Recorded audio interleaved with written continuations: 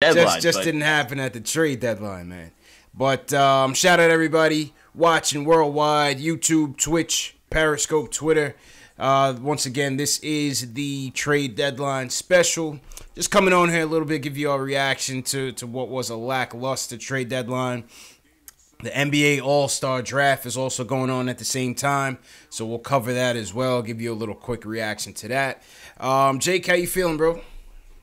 I'm feeling good today, CP. You know, just coming off a long day of hard work, and yeah, pretty exciting stuff, and pretty excited for this live drafting thing going on here. This is exactly what I said they could do last year. Should have done it last year. I thought they missed an excellent opportunity to get some money. And you know the league, you know Adam Silver, that's his deal.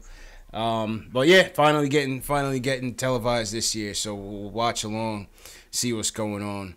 But relatively lackluster trade deadline for us. And, you know, obviously the KP trade was everything. Obviously the biggest trade by the deadline. But deadline day we didn't do much. Canna got cut. Wes Matthews got bought out, and Frank survived. So what's your take from those maneuvers there? I mean, everything made sense besides keeping DeAndre Jordan. I know that they want DeAndre Jordan to, quote-unquote, mentor Mitch, but it's not like, you know, Mitch can't do anything that DeAndre Jordan could do. It's not like DeAndre Jordan's this type of guy that that has refined his game to the point where you can trust him to mentor a guy like Mitch Robinson. Like, I think in everybody's greatest fantasy, Mitch Robinson can develop a jump shot and shoot a three ball or even shoot a mid range. I still think we need. I don't think he could start next year though. That's the thing with Mitch. I don't think Mitch can start next year. So I kind of wanted somebody. If DeAndre Jordan comes for $20 million less than he's making, I give him the vet minimum. You know what I'm saying? He's making $22 million. That's way too much. But yeah, I mean, there's no doubt about that. I'm not saying DeAndre Jordan can't be at least a decent fit moving forward, but. But, yeah, I mean, just in terms of a tanking effort, it's a little disappointing to see DeAndre Jordan stay there because I think he definitely makes our team immediately better. I like DeAndre. He's a good player. Yeah, no, I like him. And I think, you know, Fizdale definitely is rating him. I think, obviously, they probably will consider him if Kevin Durant comes, and we'll talk about KD's tirade in a little bit. But, you know, a lot of the moves, I didn't expect us to make any moves. Like you said, Vonleh was probably the most likely to get us back something that, you know, might be worth a little bit. But even he regressed past couple of games. You know, his stock definitely dropped a little bit. Moutier, I didn't think we were gonna get anything for. The Canna trade, I thought the salary was just way too much. You know, I knew the buyout. You expected the buyout to come. And Wes Matthews got bought out. He went to the Pacers. Good piece for the Pacers. I mean, the Pacers need some pieces right now after Oladipo. I mean, they looked like a very serious contender there for a while. Yeah. And obviously, I have a pretty close affiliation to them. As you can see, I'm rocking my IU Hoosiers today. But, you went to Indiana. You went to Indiana with Vonleh and them, right? And Oladipo and them. I used to call games for Vonleh when he was on the IU basketball game. That's essentially my first year in broadcasting. Yeah, that's Vonleh, Yogi Farrell, all those guys. Yeah, I called a lot of games for him. Oh, play by play. Yeah. Oh, that's dope, man. I mean, I had my own radio show on WIUX, the student radio for Indiana University students, and. But yeah, I did play-by-play for the basketball teams as well, and I knew Vonleh and Yogi back in the day. And funny story was when Vonleh declared for the draft after his freshman season was over. I saw him in the cafeteria, and I just walked up to him. Vonleh, no doubt, bro. I got you. Yeah, nah, that's what's up, man. That's definitely dope. Somebody in the chat, Jamon Pascal, says he's a graduate at IU as well, man. So you got some fellow alums in the chat. Shout out to the chat. Shout out to the chat, man. On this last minute live stream, my cousin called me. He was like, "Yo, you gonna go live tonight?" I was like, it was a quiet deadline. You know what I mean? I didn't really feel like it, but then I was like, you know what? I'll just throw in a little hour. We'll give some people a chance to call in, weigh in on the deadline. There's still definitely a lot to talk about. Oh no, it's a lot to talk about, man. A lot to talk about. I mean, you know, it was a very slim chance that this AD trade was gonna go down, whether it was us or the Lakers. But obviously, AD stands firm in New Orleans. We know Boston is promising the Pelicans some sort of package in the summer. So basically, Danny Ainge is like, yo, listen, we're going to go through this playoff run with all my pieces. And then in the summertime, we'll talk. We'll see who I'll give you. I might give you Tatum or something. What do you think? You know, you got to give Danny Ainge just a lot of credit because he is the type of GM that the Knicks just never had. First of all, he makes smart moves as opposed to stupid moves. Yeah. But the correct radio term for what Danny Ainge has is stones. And they drop down to the floor. Yep. AD's dad came out and literally said he doesn't want his son to end up in Boston. He doesn't trust Boston. He doesn't think they're a good business. But Danny Ainge just taking matters into his own hands, just like, I'm going to go out and try and get AD. If there's an opportunity to get a good player and I have a real chance of getting him for a deal that excites me, I'm going to take that chance and work on recruiting him to stay while he's in Boston. And the same goes for Kyrie, too. Like, it's not a guarantee that Kyrie's going to stay at this point.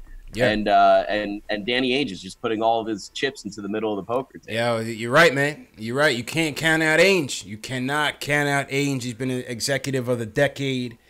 I didn't think that, there was going to be any chance after AD's pops basically torched the bridge. But here we are. You know what I mean? Here we are. And I think it's going to end up coming down to, first and foremost, they wanted no parts of the Lakers trade. There was no way they wanted to give the Lakers what they wanted. No way. The funniest part about that is, like, if this is true, the Pelicans front office should be celebrated because, LeBron was doing his trade deadline thing where everybody is trying really hard to where he's trying to trade his whole team, shopping his whole team to try and get any superstar to play with because he's not the competitor that Michael Jordan was, but that's neither here nor there. Mm-hmm. If the Pelicans seem to not have any interest at all in shopping AD to the Lakers, and Windhorst and Woj came out yesterday and they said essentially that the Pelicans were upset with the Lakers tampering with AD, trying to recruit him to come over there while he's still under contract with the Pelicans. Something that LeBron has gotten away with a lot throughout his career because he is LeBron James. And just to, declare psychological warfare on the Lakers, tried to get the Lakers to shop their whole team. And you saw it last night, 2 nights ago, like LeBron sitting 3 seats away from his teammates on the bench. The whole team seemed to have turned against him, and the Lakers are in disarray right now. So credit to the Pelicans because that was a crazy, crazy move. That was their end game. Yeah. Now they weren't gonna give LeBron what he wanted, man. They were not gonna give LeBron what he wanted, man. And speaking of LeBron, the All-Star draft is going on. We see a couple guys off the board. LeBron goes KD first, obviously. LeBron best player in the NBA. Yeah, KD, LeBron, James Harden, Kawhi Leonard, and Kyrie Irving. The starters for Team LeBron. KD, LeBron, Kawhi Leonard, and Kyrie Irving. That's for Team LeBron. James Harden as well on that team. LeBron also picked Anthony Davis for the bench. Come on, man. It's over with, man. It's over with. What are we talking about here? LeBron's, like, alternate motives are so on display right now. Like, Giannis, this is what I love about Giannis. Giannis, he doesn't care. He wants to be, like, he's got Milwaukee in first place in the East. He is, like, his own person. Like, he's his own all-star. He doesn't want to be the beta on another superstar's team. And he's just picking because he has his loyalties. Steph Curry picked him first, Embiid. But LeBron, he wants to recruit people for the summer. So, he's picking KD. Oh, and he's got Clay. He just picked Clay. Oh, this is over, man. Forget about it. This is literally a recruit trip for LeBron. Forget about it, man. All it is. Let's take a look at the Greek Freaks team. Shout out everybody in the chat. What's going on, people?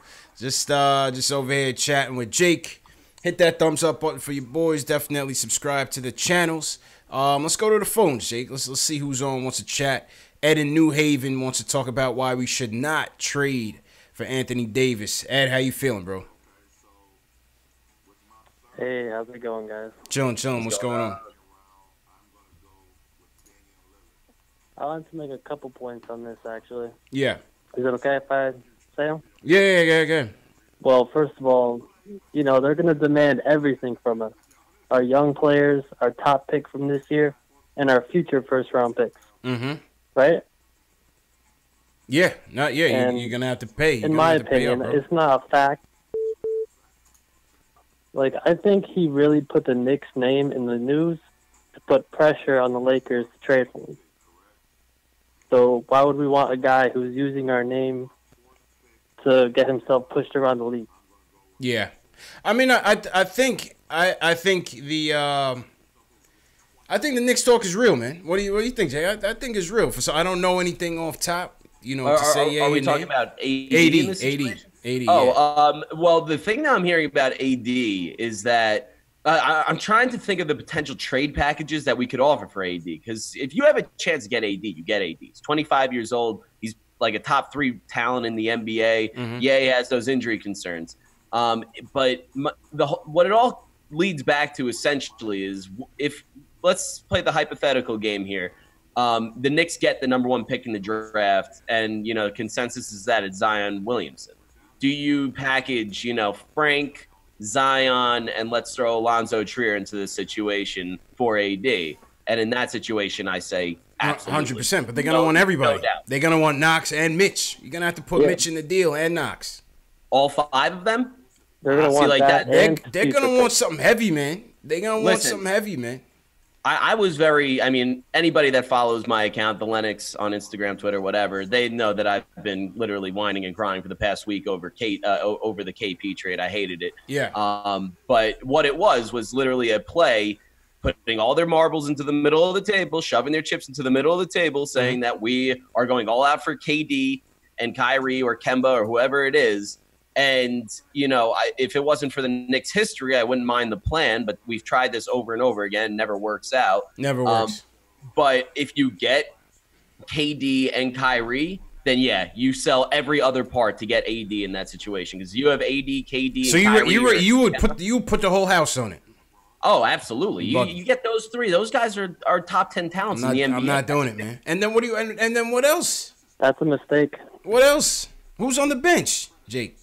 You're going to give up all the young players, all your assets, all that flexibility out the window. I mean, look at what LeBron has been doing the past 10 years of his career. I mean, he went to the Heat. They had 3 max contract guys in the top 10 of the NBA in their primes. And then the rest of the team was filled with a bunch of guys that were vet mins and a couple guys. That's different, though, Jake. That's different. That's a different guy, man. That's a Can different I make guy. one more point? Yeah, go ahead, Ed. One more point. It's also a move that just destroys our culture building. Goes against everything Scott Perry everything out has the been window. preaching. See you later. Building through the draft, rebuild and this. signing free agents.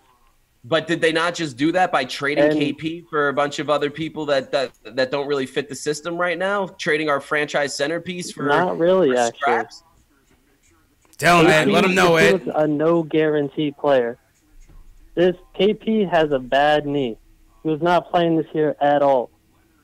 He didn't prove anything on the Knicks as much as we were in love with him. He He was an all-star at 22, but I guess that's nothing. Go ahead. What do you got to say about that, Ed? Let me hear something, it's man. Actually, if we get KD and Kyrie, it's a brilliant move. I don't know about you, but these things don't happen overnight. Yeah. No. If the Knicks get KD and Kyrie, it was a brilliant move. It was absolutely a brilliant move. We get KD and Kyrie. But as a Knicks fan, I don't see why so many Knicks fans are jumping to the conclusions that we're automatically going to get KD and Kyrie just because they're free agents. KD hasn't hinted that he wants to be a Knick or has any affiliation to the Knick, as was the case yesterday. Kyrie, he was tight yesterday. He was tight. People asked him about it. He's just like, I just want to play basketball. I want to play this season. Man. I want to win the championship. Like, this is what I'm doing. You guys are trying to get in between me and my teammates. Appreciate the call, Ed. Go ahead, Jake. He hasn't hinted that he wants to be on the Knicks, but this is the Knicks doing what the Knicks do, and everybody wants to praise him, praise Scott Perry and Steve Mills and all these guys for pulling this trade off. But to me, it reeked of classic Knicksicism, where they just I know you didn't. I know you didn't like the trade, man. You didn't like the trade. I've literally been sick for the past week thinking about this trade. It's more of the same. It's more of the same. It does reek of more than the same on the simple fact that Nobody ever lasts here, whether it's a star player or a draft pick, and that's the fact. You can't deny that. But in this situation, it was a little bit different though, because in this situation, they didn't want to be here, and probably because of that very same fact. I have trouble believing that KP just straight up said that he didn't want to be here. I think that, just like anybody, he voiced his concerns about the Knicks not winning and the Knicks, the culture that the Knicks have, because the Knicks have stunk for 20 years. Who the hell wouldn't have a problem with that? Right. But I think that the Knicks did KP a real disservice here. And when you're supposed to buy into a franchise centerpiece, they didn't do that. And to me, it just seemed like they were trying to get rid of anybody that Phil Jackson had his paw prints on just to get a fresh start. And if that's the case, that's fine. But be honest about it. They tried to demonize KP through the media by leaking all this information that KP didn't want to be here. But who's releasing all this information? It's all of the Dolan drones that work. It's all they could have KP's camp could have easily clapped back with information on their own. It was clear they didn't want to be here, bro. And I get the frustration. I get the they want to get rid of Phil's people. They wouldn't just want to exile. Why would they just want to exile KP like that? That it doesn't make sense. Why would they want to do that? I agree, it doesn't make sense. But the thing is that it seemed like they wanted to exile KP because he was a Phil Jackson guy. Just like most James Dolan regimes, and this one is no different. Yeah. They have the alternate motive of demonizing the past culture and trying to move on from the past culture as opposed to moving forward with assets that you already have while simultaneously banking on assets you don't have coming to the Knicks. I mean, listen, it's a gamble. It's a gamble. And I didn't want to get into this KP debate, but I'll just say this. It's the gamble they had to take. He didn't want to be here. It was clear he didn't want to be here. It was clear that his brother wanted to take him in a different direction. And I agree with it. You know what I mean? I can't knock them for wanting to do that, for not trusting the process and wanting to put KP, who has a limited shelf life. We know that based on the injuries, based on his size. The odds are not in his favor for a long, long career. You know what I'm saying? Yep. So I don't have an issue with it. I don't think it was a case of the Knicks trying to push him out the door. I don't think they would do that because they would want him here for the rebuilding process. You know what I mean? Listen, I wish that was the case. It just didn't seem like that. And also, we're not going to ignore the point that they did sell KP at his lowest value point ever. If he did want out of the door, he got hurt. He got hurt. You know what I'm saying? He got hurt, but let him play. The guy's been working all year to make a comeback, and he looks better than ever, even on the side. Like, everything that gets released, he's been working his ass off. Like, yeah, but I don't believe that they held him out. You believe that they held him out on purpose? Then why would Dallas hold him out? What's Dallas's impetus? What's their impetus for holding him out? They don't have the draft pick. I don't think they're holding him out. I just think that we got a horrible return on value for him, and the whole point – you don't salary dump a franchise centerpiece, a potential game-changing. Think that it was a stupid move. And this isn't me saying that I don't think we got nobody in return. I love Dennis Smith Jr. Anybody that knows me knows I love Dennis Smith Jr. But to say that Dennis Smith Jr. is half the talent that KP is, you're wild. No, I'm not saying that. But you got to understand he's coming off of ACL surgery. You know what I mean? It's going to be a low cost. What do you think you're really going to get for a guy coming off ACL surgery that you've never seen play in a year and is going to, once again, sit out this whole year? I mean, there's been a lot of players in recent memory that has come back from ACL injuries. KD had an I ACL understand injury. That. I understand Westbrook that. had an ACL injury. I mean, there's a lot of players that come back from this. But, yeah. I mean, listen, a lot of Knicks fans are buying into the demonization of KP, and that's fine. They can believe in what they want. Just what I believe in. I just think that this is more bad business and more leaked information about, one of our star players. This is now the second star player in the last 5 years that have parted ways with the Knicks and got pretty blasted through the media. And I think that people like KD and Kyrie will see this and ultimately not want to sign with us because they see what's going to happen to star players in New York if they are unable to win a championship. And that worries me a little bit personally. I mean, listen, all fair points. It's all fair points. Listen, they have a long way to go before they rebuild their image. You know what I'm saying? But this was a breakup I think that will serve both sides well. He didn't want to be here. Get him out of here. Listen, obviously the goal is going to be to get these two players in the offseason, maybe get AD as well. And if they don't do it, you gotta just keep rolling with the flexibility, man. You got that flexibility. They would have had to attach an asset to Timmy or Lee to get them out of here to get that flexibility. I don't look at it as a straight up salary dump. I look at it as a salary dump, and you get an opportunity. You get an asset in Dennis Smith Jr. Yeah, he's not on KP's caliber, but if we get these two guys, all this is gonna be forgotten. It's a lot of ifs. It's a lot of ifs. I get it. It's but I'm whatever. I mean, like, it is what it is. It happened, and hopefully the Knicks can get it going moving forward. It's just a large part of me, and I see the chat blowing up. People don't love this take because KP has been demonized by fans and whatever. But for me, I've been a fan for 26 years now, and Steve Mills has been there for 20 of them, and 20 of them have stunk because Steve Mills has been there. It's very hard for me to trust the Knicks front office trying to sell us on a pipe dream at this point after 20 years. So I've been seeing a lot of PTSD comments in the comment section. Yes, that's fair. You can the chat's coming for you tonight, Jake.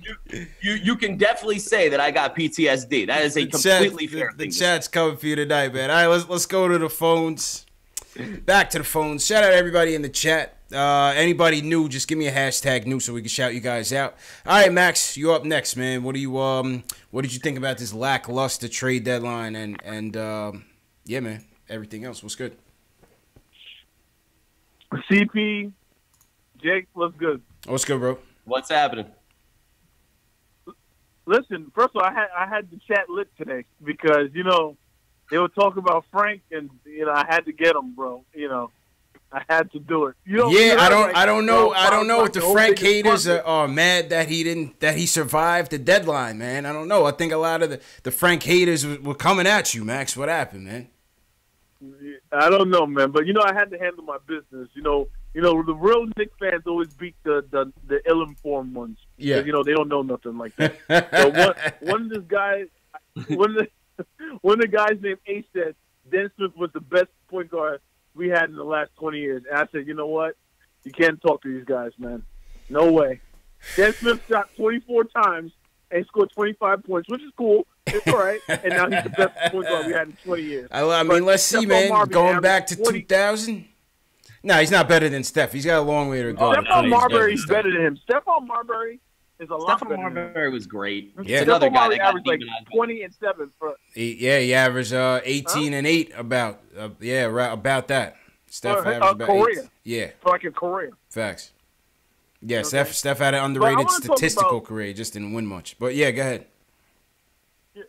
All right, so I want to talk about the Knicks moving forward, right? Okay. Because I think the Knicks are the closest they've ever been to winning a championship they have ever been. Whoa. And I know people go, what? What? Listen, people talk about the Knicks and Casper. Knicks has never been in this position, ever. Never, ever. Not even 2010. They only had one max slot. And they had freaking, I think, Eddie Curry on the team.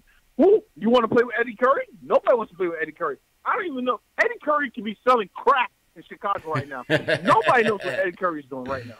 He's probably eating cheese. You know what I'm saying? Nobody wants to play with Eddie Curry. Remember how lazy Eddie Curry was? Oh, my God. It was terrible. Knicks literally have 2 max slots in the best free agent class since 2010. Mm-hmm. Not only that, if they were to strike out, they just continue moving forward, piling assets.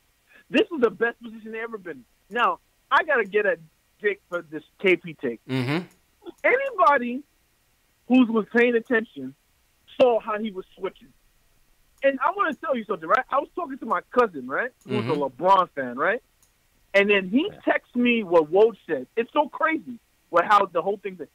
He texted me what Woj said about KP. Remember, they said, "Oh, KP's meeting with them." Yeah. You know what I said? Mm-hmm. Yo, they're gonna have to trade this guy. He's gonna try to put 80 on us because this guy's always freaking complaining, man. What are you complaining? You got a torn ACL. Prove you can play first. And I know you said, "Oh, people have torn ACLs." Yeah, but they're not 7'3". That's the point. That's the big difference. 7'3". Human bodies are not meant to be that tall. It's not like it's not I don't know how you can put it. Because Yao Ming was 7'4". Yao Ming only played like 8 years. You know what I'm saying? Well, in fairness, he had a lengthy career in China before also, he came. He had a lengthy career in China before he came. He had a lengthy career. He was also 320 pounds. You know, it's different. KP has, you know, KD had an ACL problem, and he's 7 feet tall, and he's about the same size as KP. I don't see why KP isn't the type of player that can come back from this. I just think it sounds like a giant spin zone when you're trying to say KP can't come back from an ACL. It's not like he's carrying that much weight. I'm saying, listen, Jake, this is what I'm saying. I'm saying, KP, you just learned to wipe your ass. Don't tell me how to run my team. Don't tell me. You haven't even proved. Yeah, you have talent. You have a lot of potential. We see it. But you're not telling me what to do. Clarence Gaines sent him a shot on Twitter. He said, stay humble. Clarence Gaines told him to stay humble, man. Exactly. And you know he would know. Clarence Gaines would know more than any of them. He knows this guy switched up. It got to his head, man. It got to his head. And guess what? If we had to sacrifice the unicorn to get KD and Kyrie or KD and Kawhi. You got to sacrifice him, Jake. And Anthony. Sacrifice. You have to do like the sacramonial, sacrifice of the unicorn on Madison Square Garden soil to raise it from the ashes. But my point is, man. CP and Jake, my point is this: we cannot compare any time in history to this time right here. We have never been this flexible. We never had never Absolutely, ever. It has never happened. What about in 2009? You don't think 2009 we had a similar situation? What, that summer LeBron? Yeah. Yeah, but we blew it in a year, though. We blew it all. It went all down the tubes in a year. Donnie Walsh did all that work to untie the knots. They wasted it on Amari. But they didn't waste it on Amari. They struck out on LeBron. Right. Well, they didn't. They got Amari. They thought Amari would be enough of a selling point to pair up with LeBron. It obviously was not. Yeah. Then we were stuck with Amari and a bunch of like nice young players, Gallo, Wilson Chandler, Timothy Moskov. Like the whole team was kind of like loaded with a bunch of these nice young pieces that can move forward.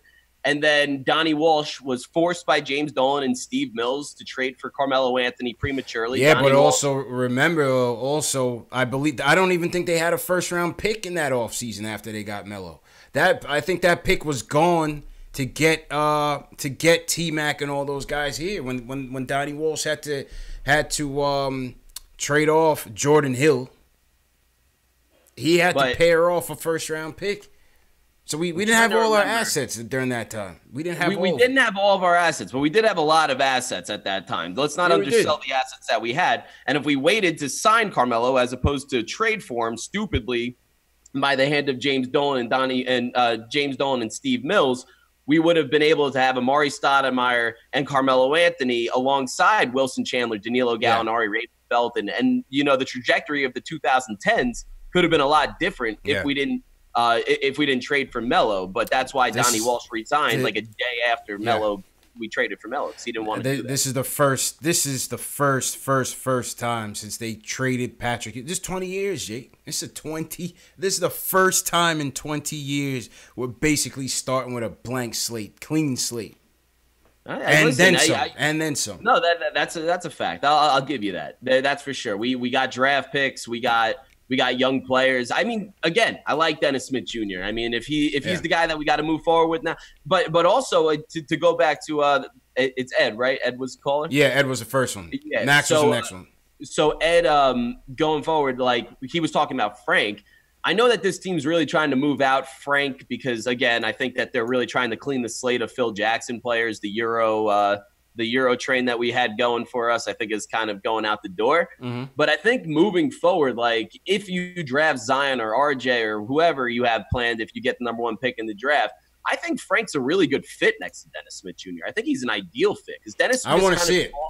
He's like a ball dominant player. He needs the ball in his hands. He's a good passer, good playmaker. And Frank, he kind of likes to move off the ball and play defense, and that's not really Dennis Smith Jr.'s strong point. Like I feel like their weaknesses and strengths complement each other pretty well. So I don't think that they should be so quick to move Frank. I feel like him and Dennis Smith Jr. can complement each other pretty well. What do you think about that? I want to see it. Man. I'm interested in seeing how that plays out. Will Frank have more success off ball with Dennis Smith Jr. on ball? We'll see. Like a couple callers alluded to in the last stream we had, Frank's success this year and last was still at the point. Even though they try to force him at the 3 at times and at the 2 at times, his best play this year, which was very limited, was still at the point. So let's see. Let's see what happens. But I think obviously Dennis Smith Jr. he's on the clock. We'll see what happens coming up in the draft, and we'll see if they can get it together. Once again, shout out to everybody in the chat. This is a impromptu live stream. I just hit up Jake and say, you know what, let's get on and talk about the draft. Shout out to everybody in the chat. If you're new in the chat, give me a hashtag new. Shout out to Jay, who's new. Ronaldo Reyes. We have Gertz Spirdovikis from Latvia. We got Latvia in the building, Jake. Shout out to the guy in Latvia. You're not forgotten. Yeah, man. Yo, there's people from Latvia still watching, man. We got people from France in here. Shout out to France in the building. Must be some Frank fans. You know what I'm saying? Vive la France. Vive la France. Absolutely, man. Absolutely. All right, let's go back to the phones, Jake. First up is Jermaine from New Jersey. He wants to talk about the future, and he wants to start ISO. Jermaine, what's up, bro? Hey, listen, Jake CP, what's going on? First time messing with y'all podcast, man. It's definitely good to hear some Knicks fans out here talking some real business. Of course, appreciate it. Let me just say this. I'm gonna just say this from Rip, man.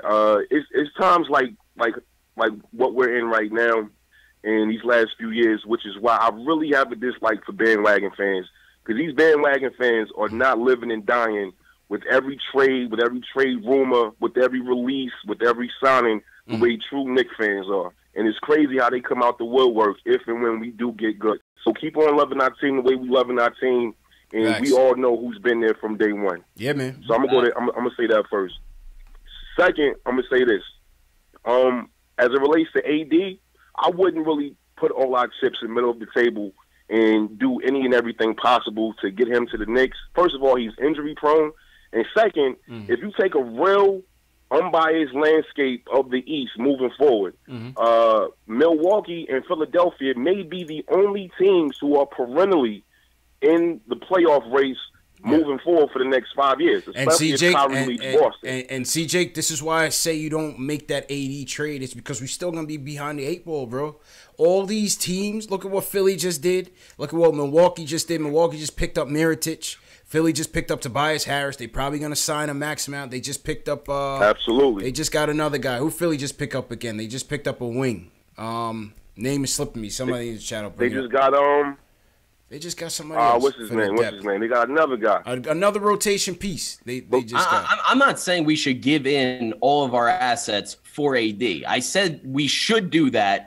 This is my take. I mean, feel free to disagree. That's fine. It's all part of it. But I think that if we do end up getting a guy like KD and Kyrie, KD's 31 years old. So if we want to capitalize and win a championship with him, I think we need to shove our chips into the middle of the table. Now, I don't necessarily believe that we're going to get KD, because a lot of people live in this fantasy land that the Knicks get every single free agent. We don't. We don't get anybody. We don't get anybody. Never happened. I don't know why anybody would Melo's the only one that wanted to stick around, man.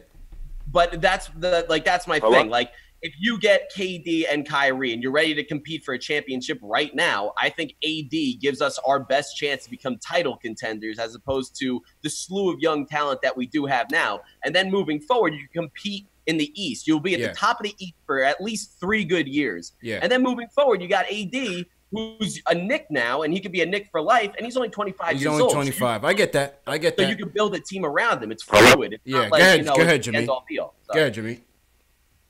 Yeah, and just a couple more things, and I appreciate the time. Yeah, no problem. For me, as a Knicks fan, going back as long as I can remember, man, for me, homegrown talent is not only something that I long for, but as Knicks Nation, I feel like we deserve to have homegrown talent. And it's in that vein, which is why I say give Alonzo Trier starters minutes for the rest of the season. Let this kid make his mistakes. Let this kid find out what his signatures moves are and are not. Let him build his confidence and play in this league and bring him back next year. an incredible player, and like let him be something that we've always had, that we drafted, that we saw something in, and let him be ours. Let him be part of whatever championship run we ever make in the future. I want that so badly. And also too, it may be idealistic, right? But for me, I'm holding out hope, even though all the Knicks history tells me not to. I'm holding out hope for the whole KD, Kyrie, Zion situation, and I refuse to let anybody knock me off of that belief. And until I know for a fact that that's not going to happen, then I'll accept that reality then. But right now, as a Knicks fan, all we've ever had was hope, man. So that's how I'm looking at it. Appreciate it, Jermaine. Appreciate it, man. Jonathan Simmons was the guy I was talking about. Jonathan Simmons was a good pickup for Philly. Jonathan Simmons. So they got Tobias. They got Jonathan Simmons. They going for it. Philly's going for it, man. You gotta respect what Philly's doing right now. Yeah. Like, you want to talk about shoving your chips into the middle of the table. They're not taking any. I mean, like, whether or not Jimmy Butler is the cancer they say he is still out on the table. But you're going to add another perennial all-star to the situation.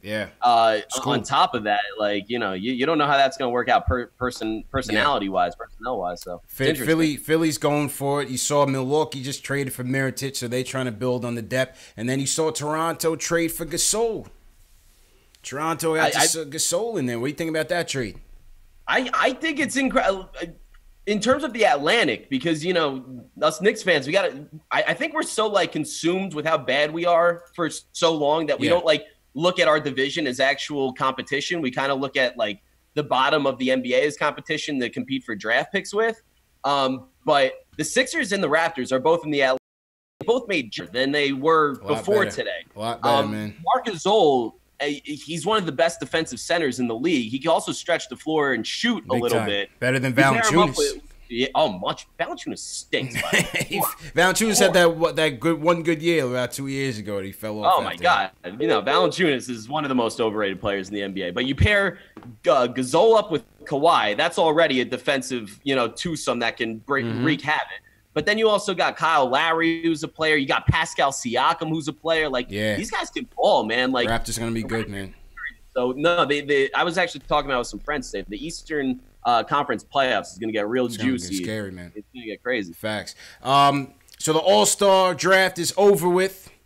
Team LeBron wins again. I don't know what the freak was thinking about, man, when he put this team together. So it's Greek Freak, Steph Curry, Kemba, Joel Embiid, Vucevic, Westbrook, Blake, Jokic, Paul George. It's not that bad, but I mean, it's an all-star team. Yeah, it's not going to be Chris Middleton, D'Angelo Russell, and Kyle Lowry. I don't know. Damn, he got like all the point guards on the team. He got 5 point guards on the team. I mean, LeBron doesn't want to draft point guards because he want to have the ball in his hands. So. Yeah, it must be, man. So let me see what team LeBron is looking like here. Oh, that's a player pool. Now LeBron's team is stacked, man. It's crazy. LeBron's team is stacked. It's LeBron, KD, AD, Kyrie, and Harden as the starters. No, AD's off the bench, actually. Go figure. AD's actually off the bench. Well, he was a reserve, so he's got to come off the bench anyway. Yeah. All right, here it goes right here. So it's LeBron, KD, James Harden, Kyrie Irving, Kawhi Leonard.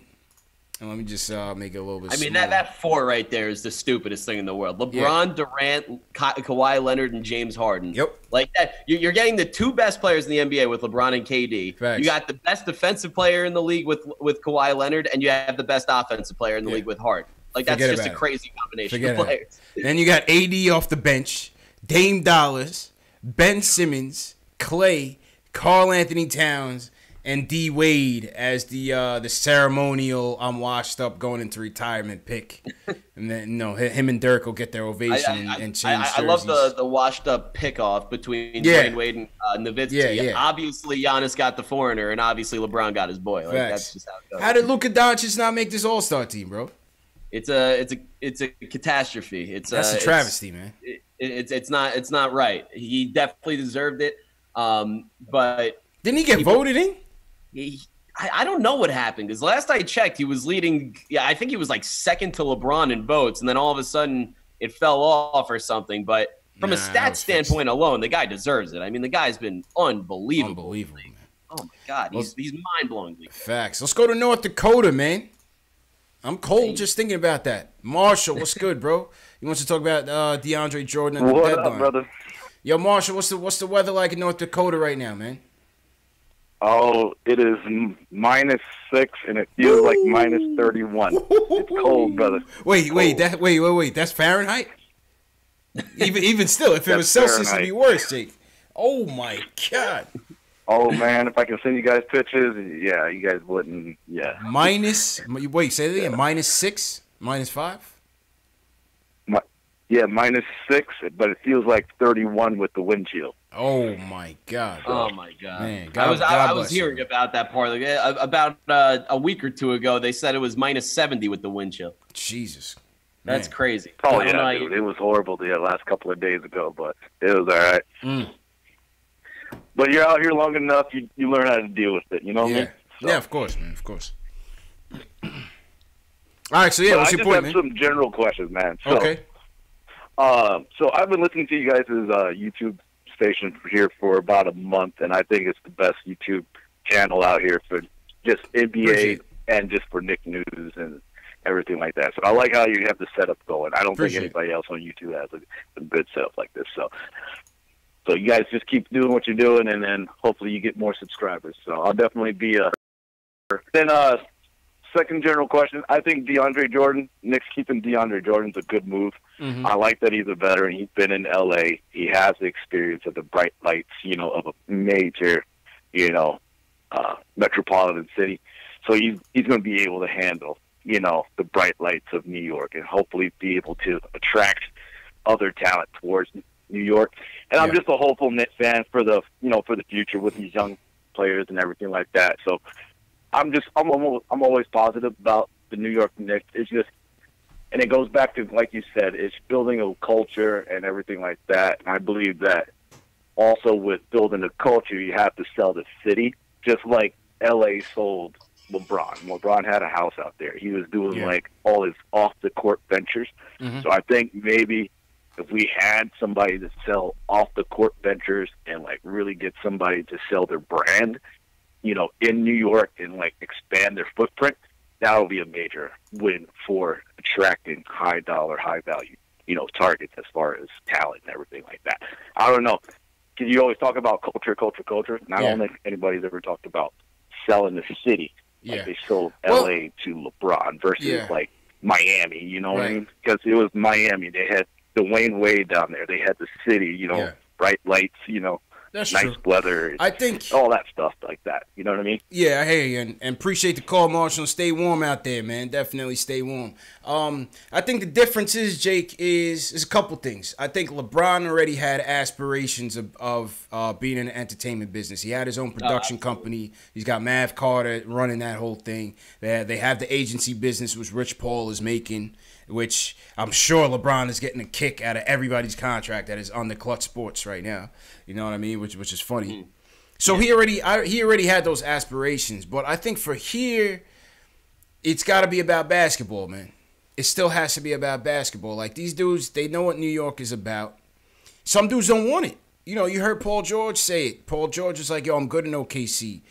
Even J.R. Smith said it. Even though Joe couldn't know it with his weak ass, it was like, "Oh, New York is too lit for me." You know what I'm saying? I had to throw a little elbow. No, I can't stand it. I like it. So if there's one person you could throw jabs at constantly, it's Joe. No, I think in this age, the market, like we've seen, the market, it means less to these players, I think, but it has to be about basketball. We have to sell these free agents on our young core, on the flexibility, on the coach, and on the management philosophy that we're going to bring forward into the future, man. Yeah, I mean, it definitely has to be about basketball, especially like the Knicks. Like when you think about Knicks, you think about tough basketball still, even though we're 20 years removed from it. Mm-hmm. But North Dakota, it's funny that North Dakota brings up the weather because he brings up a fair point. Like we're talking about multi-millionaires. They could spend the off season wherever they want, where the weather is nice and whatever. If they want to go to New York in the off season when the weather's actually like bearable, that's good. All I can say is that I'm happy that we didn't play the Warriors at home in the past week, because then KD would have seen that it's like -10 here, and he's going to have to be here throughout the winter, and that's a different time for New York where it's just brick after brick after brick. Facts. And, I could definitely see the allure of playing in a warm weather city like Miami or LA or even Golden State. They get great weather there too. Mm-hmm. But no, you're absolutely right. It has to be about basketball at the Knicks. And, we have a fan base that is extremely passionate about pure basketball. I mean, whether or not they agree all the time is definitely not there, because they don't.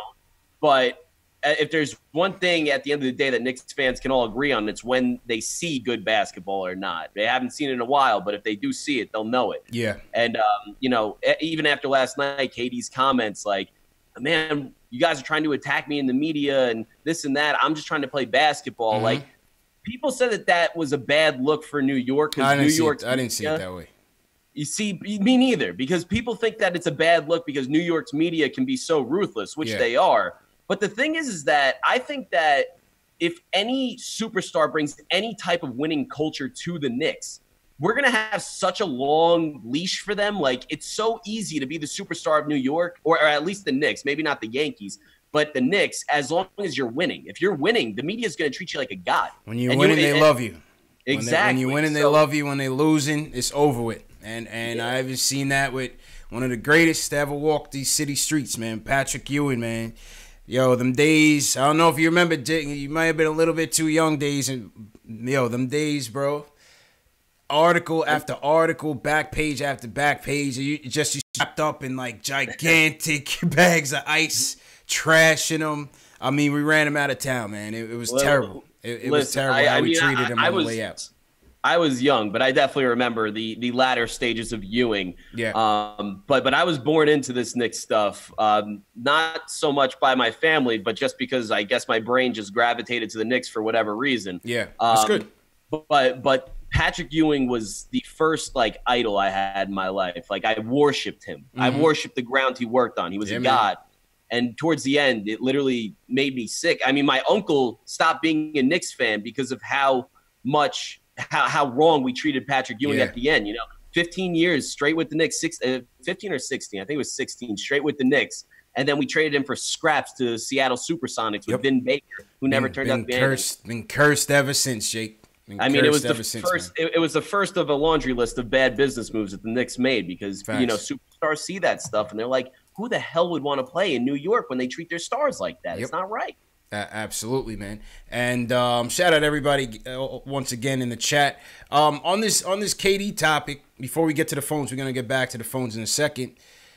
On this KD topic, basically they were saying, for those of you that don't know, just to give you a background, they were basically saying how since the KP trade went down, KD was basically hiding from the media, was ducking the media after postgame, was skipping postgame press conferences.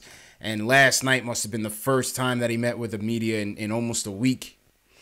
And, he let him have it, man. He let him have it. He basically said, he said, listen, I don't have nothing to do with the Knicks. I don't know why KP got traded. I'm just trying to play basketball. And I thought he handled it well. I don't think it's a negative in our situation. I just think these guys are tired of hearing about it, man. These guys are tired of hearing about it. I think me and you were talking because I felt like this is summer LeBron on steroids.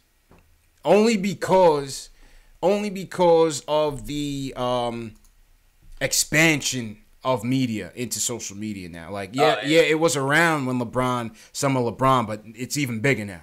You know what I'm saying? It's way bigger. There's not a person in the United States that isn't part of social media at this point. And if they are, I certainly don't know them. Yeah.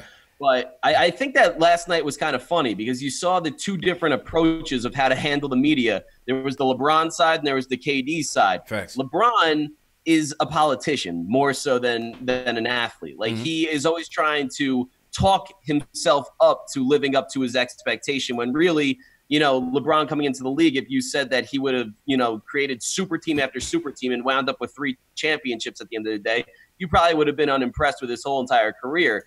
KD seems more of a basketball purist to me. He just wants his game to do the talking, and he doesn't love the media. And I didn't have a problem with what KD said. So, like, you had LeBron last night sticking up for Harrison Barnes getting benched mid-game because he got traded mid-game. Yeah, he got traded mid-game. He tried to simultaneously take the side of the player while also bashing the team, while also sticking up for the team because he's actively shopping his whole entire team. It was like it was a crazy, crazy Instagram post that made absolutely no sense. I don't know what was going through his mind when he was drinking that wine, man. He's drinking that extra aged wine, that vino. That's a fact. And, like, he was straight politicking the whole entire time. Yeah. And then, meanwhile, you got KD getting up to the podium, like, smashing the reporters, literally saying he doesn't trust them and he just wants to go out and play basketball. And I started getting to a debate with the kids that I work with about, like, the two ways that these were handled. And I said, I prefer the KD way any day of the week. Like, definitely. Yeah, maybe he doesn't, mess with the media that much. He doesn't like the media, but what he said was true, and I believe it. You gotta leave him alone, wants man. To play basketball, Like, I like that. You gotta leave him alone. Just let him play, man. These dudes are trying to win a championship. Like, you don't. The whole thing. Of course, they're on social media hearing it every day. Of course, a teammate is getting asked about it every day. The media's got to get off of it, man. I mean, listen, media's doing their job. You know what I'm saying? The media's doing their job. You can't stop the media from doing that. They're doing their job. It's a hot business, big business. But at the same time, you got to understand it has to be a balance. You got to understand the player side of things. Let's let them play. Like, the whole Kyrie thing last week when he was here was just cringeworthy, bro. I cringed when Cassie Hubbard from ESPN was doing a post-game interview and was like, oh, so what do you think about the Knicks? And the Knicks, I'm just like, yo, he plays for the Celtics. Like, ask him about his team. Yeah, right? Like, and that's honestly what turns people off to the Knicks, I think, in this weird situation, because they get asked more about the Knicks than they do about how do you think about Draymond Green? Is his shooting ever going to come along? Like, and instead of, like, being able to stick up for his teammates, he's forced to talk about a team that he's not a part of. And, like, it just draws their minds, like, what am I going to have to deal with if I actually become a Knick? And, like, obviously media, they get paid a lot of money to stir controversy. Controversy sells. Controversy sells, bro. And without selling, you don't get newspapers, you don't get radio, you don't get TV, you don't get any of this. So when you sell controversy, you get your content and everything. But it turns these players off a little bit. And it's part of the problem with everything, because New York's a major media market, and they're going to try to make it like everything is centered around New York, even if it has absolutely nothing to do with New York, as we saw yesterday. True indeed, man. Well said. All right, let's go to the phones. Back to the phones. We'll finish off with we got a couple calls in the deck, so just keep it quick. Delano's up first. What's good, Delano? Let's talk about AD. Hey, what's going on? How's everybody doing? Chilling, bro. How you feeling? I'm good, money. You know what I'm saying? Listen, about the Anthony Davis thing. I know. I think it was Jason, or I can't remember the homie's name that was calling. But no, I think if we had the opportunity to trade for AD, and maybe using the first round pick, I would do it, because the one thing that Anthony Davis never had was sufficient health. You basically, you know what I'm saying, had him and Drew Holiday, and that's it. If we had the opportunity to get him along with Durant and another top flight free agent, then you've given him more help than he's had in his whole career. So you take that pressure off of him. So the injury prone situation, that's not going to be something that's reoccurring. With you look at what happened with Porzingis. Porzingis was coming off, an all-star year, but who was his second in command? Who was his next guy? It was Tim Hardaway Jr., and he was coming off an injury. So his games that he would have to single-handedly keep us in games. So, I wouldn't immediately write off a trade for Anthony Davis as long as it wasn't something unreasonable. Like, if you're telling me, like, the first pick of the draft, because we really don't know what Zion's going to be. We have a lot of aspirations. We have a lot of speculation, but we don't know what he's going to turn out to be. He could be LeBron, or he could be Kenneth Faried. Yeah, you know what I'm saying. We don't know what he could be. Anthony Bennett. So there's a whole bunch of things that he could be. Yeah, So there's no guarantee with him, but at least with Davis, you know what you're getting. You know what I mean? Okay. To a degree.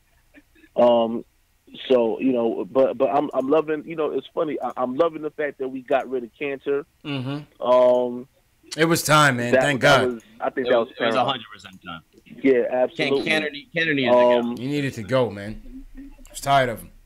Yeah, the antics was ridiculous, but I find it funny that he was the one that was talking heavily about recruiting KD, and you're the goner. But now that was the whole funny thing. It was like he was always talking about KD to the Knicks. It was like, come hella high water, you have to leave for this to happen. Yeah, but we got DeAndre Jordan, and honestly, like, our future does look a little bit brighter. Even my thing is this. Even if we don't get everybody, didn't it feel good against Memphis to see that every single Knicks player played defense? It was good to see the effort. It was good to see the effort. I would love to see the effort with KP here. You know what I'm saying? I'm not gonna lie. I would have loved to see it with him here. Oh shit, my fault. If we had kept him, it'd have been great. But even with that, there's a sacrifice you got to make. Because look at what we did. We got rid of 2 contracts that we needed to get rid of. Yeah. In Hardaway Jr. and Courtney Lee. We've been saying that for the beginning of the season, that we need to get rid of those guys. And we got rid of them in one fell swoop. So, like I said, maybe it's not what we wanted, and trying to resurrect our franchise with keeping KP, but a sacrifice had to be made, and I got to live with that. You know what I mean? I got you. But at the end of the day, like I said, I'm happy with the way the fact that that people are actually looking at us and taking us seriously, because we wasn't getting no interviews. We got turned down for interviews. Yeah. For free agency. Now it looks like people are looking at us and, hey, I might want to come play, for the orange and blue. So I love it. You know what I mean? Okay. I appreciate the call, bro. Appreciate the call, man. Hey, man, keep doing your thing. I love the show, man. Appreciate you, bro. Always appreciate the support, Delano. Isaiah's with us. Isaiah, what's good, man? Wants to talk about the Cantor buyout. How you feeling, bro? Hey, what's going on? What's going on, Knicks fan? What's going on, Jake from State Farm? Stop it. I was waiting for somebody to come with the Jake from State Farm. On my personal Instagram account. Man, I was ready, man. on my personal Instagram account, on my handle, I wrote @State Farm, ruined my name. It's all good, man. It's all good, bro. All right, Isaiah, what's good, man? Make it quick. I gotta eat dinner tonight, man. Oh man, listen, it's Ennis Cantor. Yeah. We got rid of him. He was. I'm glad that happened. Now we can fully, we get some guys with some 10-day contracts. Now we can, embrace the culture. We actually, it was crazy. People haven't been noticing. We've been playing a great defense. We've been keeping people under 100 points. It's just we haven't scored 100 points. Right. Oh man, but, we haven't scored 100 points in decades, man. Yeah, so we're playing better defense ever since Cantor's been sitting. I'm excited for free agency. I wish the media would stop talking to Kevin Durant and Kyrie Irving, because I feel like, it's annoying, man. Like Jake said, I said it's annoying. They need to let it go. Yeah, like Jake was saying really earlier. Listen, let these guys just play ball, because I do feel like we're in the play for them. But stop pissing them off and stop making them rethink of coming to us, because you keep talking to them and it gets annoying. And like you said, I was cringing when the lady asked Kyrie, "Oh man, how do you feel about this?" It was terrible, man. He's on the Celtics. Yeah, it was terrible. Come on now, man. you're just making. Where's Rebecca Hall when you need her? Oh man, and it's I'm telling you, bro. And it's just cringeworthy, because, dude, and now you have KD publicly saying our name, not in a good way, to a certain extent, but it's like, dude, media, let it go. They gotta let it go, man. January 1st, we will see what's going on. Facts. And like I said, I think we're in play for them, but stop pissing them off. True, let them play basketball and let the chips fall where they fall. True indeed, man. All right, Isaiah, appreciate it, man. That's a fact, Jake. That's a fact. I don't think it hurts our chances, but it's just like, leave us out of this, man. I definitely think it doesn't help our chances. Like, I agree that it may not hurt our chances. I mean, chances are that these guys are completely aware of what New York is and what comes along with it before these questions even surface. Mm-hmm. But, it brings negative attention to the Knicks. Exactly. when they're getting asked about the Knicks and they're on the Warriors. Like, just keep our names out of your mouth. You're the reporter. Shut up. You know, we don't want you to talk on behalf of us. That's all. That's it. That's not all. too much to ask. Simple and plain, man. All right, next up on the docket, Banger from New Jersey wants to chime in on KP and the deadline. Banger, what's good, bro? Yo, what up, CP? What up, Jay? How you feeling, bro? What up? Not much, man. Been listening to you for a couple months now. It's my first time calling in. Yeah, appreciate you, man. Hashtag new. Hashtag new. There you go. Welcome to the show, bro. So this one I want to chime in and be quick. Yeah. Love that kid was calling. He was annoying. Yes. And when the caller, like anybody that's a Knicks fan, right, should know better than to say what he said. What guard, and this is dead ass, what guard have we had? Don't say Stephon Marbury neither. It's better than Dennis Smith Jr. And if you're just talking about talent, then yeah, it's going to be Steph. If you're talking about wins, then of course not. If you're talking about talent, then it's the last good one was Steph. I'm talking about the skill set. Like the skill set. Watching Dennis Smith, he looked like he controlling the area. Like when he comes up the court, he looked like he's about to take over. Like I'm not scared coming past the half court line. People like Frank, the Chris Childs, even though I loved him, all them point guards, they was not on. We never had that. It was them, and then we was going against the Allen Iversons, Steve Francis killing us. We never had good guards. Yeah. Please let all Knicks fans need to stop lying to themselves. Besides Mark Jackson at the point, running with Pat, True. We never had no good guards. So thank you, Dennis Smith, for coming. We never had good guards. Yeah. All right. Appreciate the call, man. I want to shout out the chat real quick. Joe Curry saying Michael Ray Richardson. There you go. He's not wrong. I mean, if he wasn't such a big cokehead, he would have been a fantastic player. Facts. But we got to get. I mean, listen. If we, like I say, if we're talking about skills, just pure skills, then the last 20 years, Steph is up there. You have to give it to him. I mean, no, there's no doubt. I mean, the last caller. I mean, he brought up a good point. Dennis Smith Jr. is definitely up there in terms of talented Knicks guards. He has potential. He has potential. He definitely has the potential to be a game-changing guard.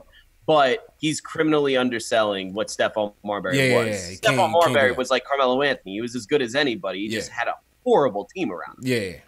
And just mentally he just wasn't there, as we've seen over and over again. Yeah. He definitely had a couple breakdowns in there.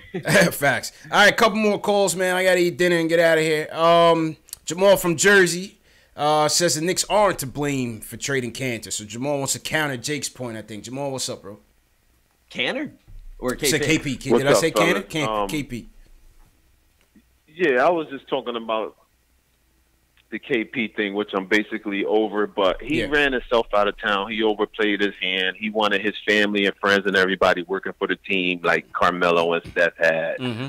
And he just was disgruntled for a guy that never played. And he was injury-prone before the ACL. So I'm just glad our front office was ready and moved him out like a smooth criminal, and now we can move on. There we go. My second thing is guys are absolutely insane if they think Stephon Marbury wasn't the truth, because he was. Stephon Marbury was better than Dennis Smith Jr. Ross Strickland was better than Dennis Smith Jr. Definitely. Mark Jackson was better than Dennis Smith Jr. Yeah. And that's just off the top of my head. Yeah, easily. The last thing DSJ got a long way to go, man. He's just potential right now. Yeah, people are like selling themselves on Dennis Smith Jr. after 125-point performance. Like, you got to relax. Right. I like him, don't get me wrong, but come on, let's keep our shorts on here. Mm-hmm. The last point is with free agency, especially with these guys like LeBron and KD level, these guys choose their franchise. You think these young millionaires that's at the top of their profession is really coming on meetings and stuff in the summer and you're selling them on playing here? These guys have brand and business partners that tell them, listen, if you play in New York, this will grow like this. You'll sell X amount of shoes. There's no pitch that you're giving these guys. Yeah, they already got that make them want to play for you. Yeah. It's predetermined where they're going. Yeah, they know what they want to do. They know this they know already. What they want to do. Yeah, definitely, man. The public don't know this. LeBron chose to end his career for his second phase of life in L.A. Definitely. They did not sell him or pitch him on anything. No, that's true. That's true. All right, Jamal. Appreciate the call, man. Mike from Maryland's up and wants to talk about the KP trade. Mike, what's good, bro? What's up, man? First time calling. How y'all doing? Good, man. Welcome to the show, What's bro. up? What's up? All right. Couple points, real quick. When everybody come around and say the Knicks strike out in the free agency, I just disagree. One time we had LeBron. Of course, he struck out, but who did LeBron meet with? He met with the Knicks. Yeah. He was one of the people on his list. One of the only 3-4 teams. It was, if I remember right, it was the Knicks, it was the Nets, it was Miami Heat and the Bulls, and then maybe the Clippers. I don't remember if the Clippers were in that group. Maybe the Clippers. AD trade, Knicks is on the list. Kyrie Irving trade, Knicks is on the list. We had one other opportunity. We had some cap room when we had Melo. Yeah. LaMarcus Aldridge said himself that he was going to come and join the Knicks. I don't know how sure that was, but he did say that was one of the reasons why he didn't want to meet. Said that. LaMarcus Aldridge said he strongly considered coming to join the Knicks, but the whole thing with Phil Jackson and he wanted him to play center and KP to play power, he decided to move on. But he said he was strongly considerate. Yeah. He met with the Knicks. Mm-hmm. We canceled the meeting at the last minute and signed Robin Lopez. That was Phil Jackson's stupidness. But he canceled the list. Every free agent that ever was available when we actually had cap space, we had meetings with. That's all you. Yeah, but Mike, I need signatures, Mike. I need signatures. No more talk, man. But how many opportunities have we had? We need to cash in now, man. I remember in my lifetime. We need to cash in and appreciate the call, man. Jake, we need signatures now, man. That's what I'm saying. Like, enough talk. There's so many media-driven storylines that, they have a short list, the Knicks are on it. If I had a penny for every player that had a short list, I would be a wealthy man. Every single player wants to play for the Knicks. Nobody comes to the Knicks. Nobody comes. Say how many times we struck out on free agency? You could say like almost infinite times. I feel like every player wants to his point, to his credit, all right? All right, I'll give him his point. LeBron, the second time around, LeBron didn't even give us the meeting. So that the only time we had the meeting with LeBron was 2010. I'm talking about the guys that even just I'm talking about anybody. Like literally, I'm talking about dudes that actually meant make a difference.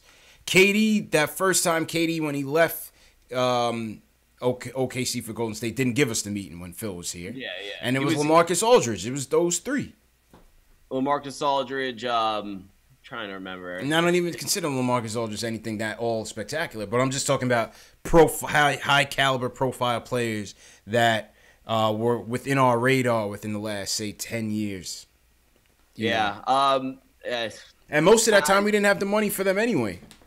Yeah, that's a fact. I mean, like, listen, 2010 is definitely the time that we struck out. That will always, let me be rationally upset about, throwing all our chips on banking on free agency because the one time we tried to do it, it backfired incredibly, and it set us back for 10 years. Here we are 10 years later, and we haven't done anything besides one decent year in 2000. Well, not decent. That year was incredible, but 2012. But the fact that our best year was a second seed in the East and a second round elimination to the Indiana Pacers is a joke. So if it backfires, if we strike out on KD, Kyrie, Kemba, and we wind up with like, say the Philly boys, like they don't re-sign Tobias Harris and Jimmy Butler. Say we get Jimmy Butler and Tobias Harris in free agency, and the Knicks front office tries to do that thing that they always try to do and try to spin it and be like, "Oh my God, we got Tobias Harris and Jimmy Butler." Are you going to be excited? Is that worth it? I want no parts of Jimmy Butler on this team. No parts. Yeah,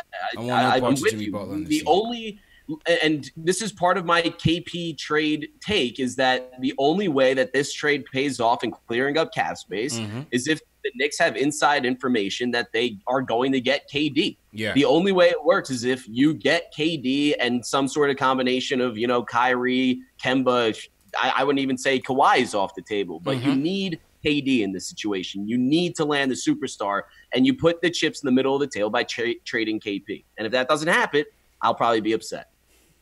Hey, all fair points, man. All fair points. Once again, shout out everybody in the chat. Hit that thumbs up button for your boys. If you haven't subscribed to the channel and you're first time watching, we had a lot of first time callers today, so appreciate the first time callers. But if this is your first time watching, this is Knicks Fan TV. You're also watching this on the Nick of Time show. Jake is from the Knicks podcast. You know, we're giving you that Knicks independent media, unbiased takes, and this is the home for you, man. If you're a diehard Knicks fan, you have to subscribe to the channel, hit the notification bell so you don't miss any future shows. Today's episode, we just recapped the trade deadline that wasn't for the Knicks. Obviously, the KP trade took all the wind out of the sails, and today was just parting ways day. Today was buyout day for Enes Kanter and Wesley Matthews. So those guys are moving on. Thank God Canner's gone and Matthews wasn't here long enough for us to really care.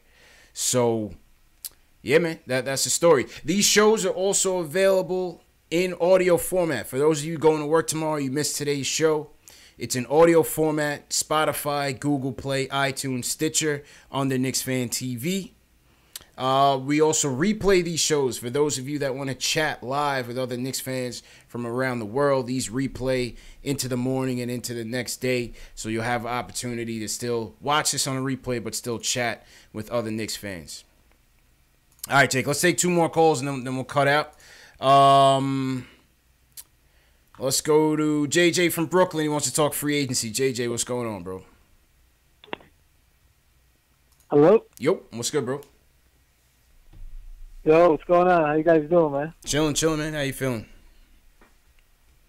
Good. I just wanted real quick, I'd rather do in free agency, if we're not getting, Kyrie, Durant, I'd rather just save the money. Maybe next year we get some free. Actually, never mind. I'm looking at the free agent class the following year. The best one is like Draymond Green. Never mind. No, I want no parts. I'd rather do nothing though. I don't want to spend it on. But remember, with the cap space, Jake, you could use some of that cap to trade for a guy, or trade for a pick. You have some flexibility. Yeah, then we're gonna have to give up our young pieces.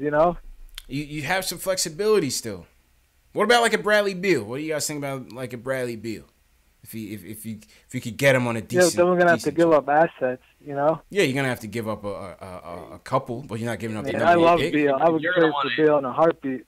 If we can get Kyrie and KD instead of going for AD, maybe a Bradley Beal, maybe a cheaper trade, and still improve the team. You know what I'm saying? I mean, like, if you, I love Bradley. I've been on the Bradley Beal fan club for a long time now. Yeah.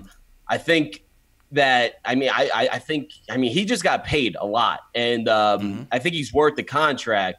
It just depends on what you're gonna have to give up for him. Like, it's not an AD situation where you can afford to break the bank for him a little bit. Like, I'm not trading the number 1 pick in the draft for no, absolutely not. Yeah. Absolutely, I think it would be a cheaper alternative to going after AD and not having to deplete your whole roster for him.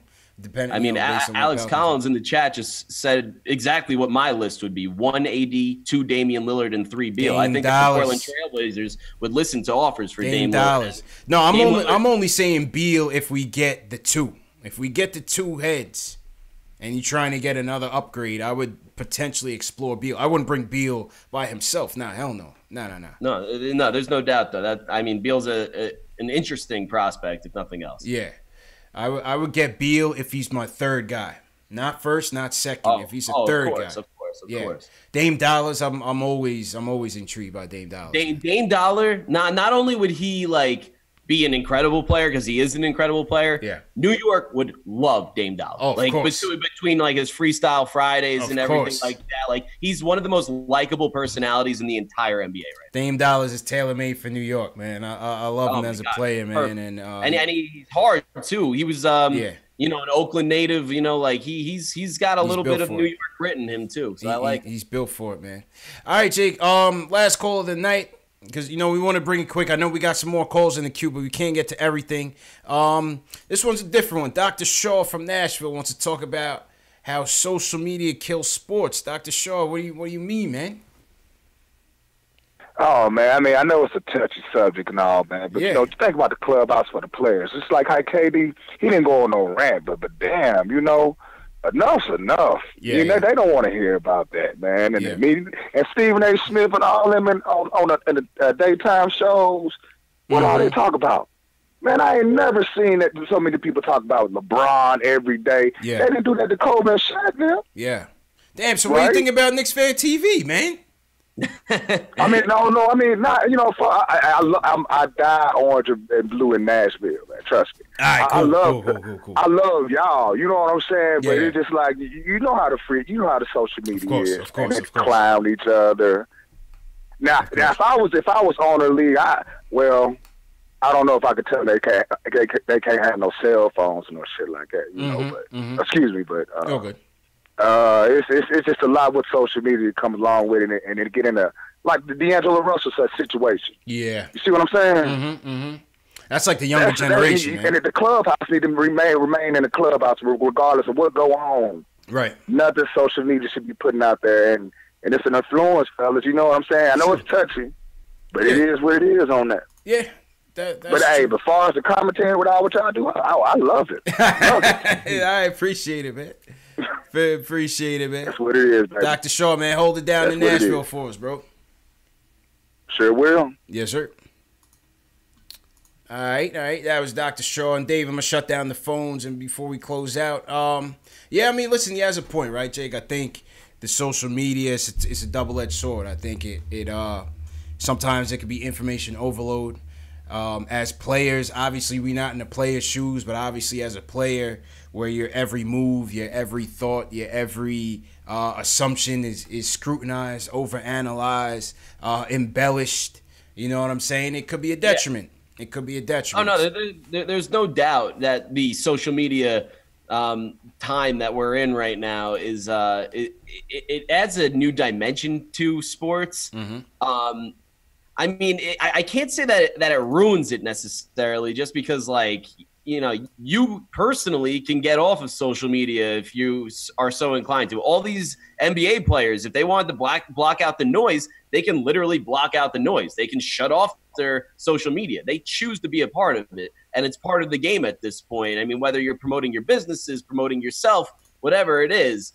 But I don't think it's as hard as people make it out to be to not be a part of this social media thing. I think that we all want to be a part of it. So collaboratively, we are a part of it. You know what I'm saying? Part of it, man. All a part of it, man. And, you know, listen, as long as we doing it to promote good, we're promoting the Knicks. I look at myself as an extension of the team, a promotion of the team. They don't get the fans involved like we do. You know what I mean? This is what Knicks Fan TV is all about. It's all about building a community of fans to get their point across on the team. Because we are an extension of the team. You know what I mean? We are the sixth man. We pay for the seats. We pay for the jerseys and all the memorabilia. We ride with the team, blood, sweat, and tears. You know, 10 wins and all, tank and all. That's what it's all about, man. But good show, Jake. Good show, man. I'll let you sign out. So, you know, promote your shows. Let them know where they can find you at, man. All right.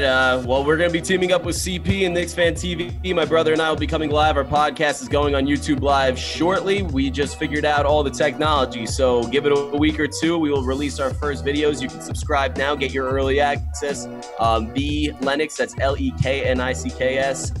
We're going to be on YouTube Live, and we're going to have an audio version on SoundCloud, TuneIn, Stitcher, Apple Podcasts, iTunes, so wherever you want. You can find our podcast at, and you know, yes, sir. Thanks for having me on, CP. Appreciate you, Jake. Last minute impromptu stream, and shout out to everybody for watching, man. We had a good turnout today, maybe about 400 people. So shout out to everybody that watched the impromptu trade deadline show. Tomorrow night, JLs will be back. Knicks Pistons post game live right here on Knicks Fan TV, right here on the Nick of Time show at 10 p.m. Eastern Time. Friday night, Knicks as usual. The merch is up. For those of you that have been copping merch, copping your Mitch Please tees and hoodies and all that, there's a link in the video description to the merch. Shout out to everybody who's been supporting on that light. And once again, man, this show is available in audio format for those of you who can't watch it on YouTube whenever at your convenience. It's on Spotify, it's on Google Play, it's on iTunes, it's on Stitcher, on the Knicks Fan TV. So definitely check out the show in audio format. Follow me on social media, man. Knicks Fan TV, Facebook, Instagram, Twitter. I'm on all three actively, so whichever we use the most, hit us up. The Twitter group is going well. Shout out to everybody who's in the Twitter chat. I'm going to open up another one. I think we've reached the max, which is 50. So I'm going to open up another one. The way you get into the Twitter chat is share this show on Twitter with the hashtag PostGameNYK. It's coming across the ticker right now. PostGameNYK. Share this video on Twitter with PostGameNYK is the hashtag, and I'll throw you guys in the Twitter group tonight. All right, so until then, man, I'll see you guys